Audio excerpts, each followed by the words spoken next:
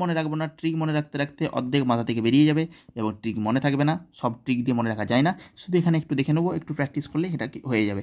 একটু মন দিয়ে দেখে না, which of the following oxide is chromium amphoteric. তাহলে অ্যাম্ফোটেরিক অক্সাইড বলতে ক্রোমিয়ামের +3 যেগুলো হচ্ছে, যেগুলো +3 সেইগুলো অ্যাম্ফোটেরিক।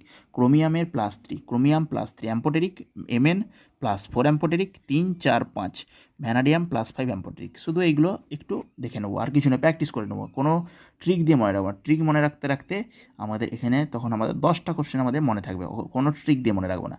ট্রিক মনে রাখবো কিছু কিছু যেগুলো, সেগুলো ট্রিক মনে রাখবো।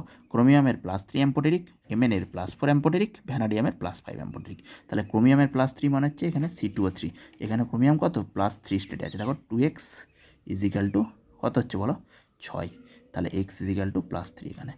বাকিগুলো দেখে নাও, কোথাও আমাদের নেই, তাই তো, +3 অক্সিডেশন স্টেটে নেই। তাহলে আমাদের ক্রোমিয়ামের +3, Mn এর +4, ভ্যানাডিয়াম, ক্রোমিয়াম Mn আর ভ্যানাডিয়াম, ক্রোমিয়াম Mn আর ভ্যানাডিয়াম। তাহলে +3 +4 +5 এগুলো হচ্ছে অ্যাম্ফোটেরিক হয়। আর Sn এর আর অ্যালুমিনিয়ামের সব অক্সাইড কী হয় বলো, সেগুলো অ্যাম্ফোটেরিক হয়। এখানে আমাদের অ্যান্সার হচ্ছে Cr2O3। অ্যাম্ফোটেরিক অক্সাইড বললে ক্রোমিয়ামের +3 স্টেট, Mn এর +4 স্টেট, ভ্যানাডিয়ামের +5 স্টেট। এইগুলো দেখে নেবো, দেখে নিয়ে আমরা অ্যান্সার করে দেবো। V2O5 এটা কত স্টেটে আছে তোমরা বুঝতে পারছো বলো, 2x = 10, x = 5। তাহলে আমাদের কী হলো, অ্যাম্ফোটেরিক। তাহলে vanadium +5 amphoteric, Mn +4 amphoteric, chromium +3 C, Mn V। বা তোমরা এভাবেও মনে রাখতে পারো, 3, 4, 5 সিটা অ্যালফাবেটে আগে আসে, এমটা তারপর আসে, তারপর ভি। সি হচ্ছে অ্যালফাবেটিক্যাল অর্ডারে 3, আর Mn কত হচ্ছে বলো, M 13, 14, M হচ্ছে 13, আর ভি হচ্ছে 22।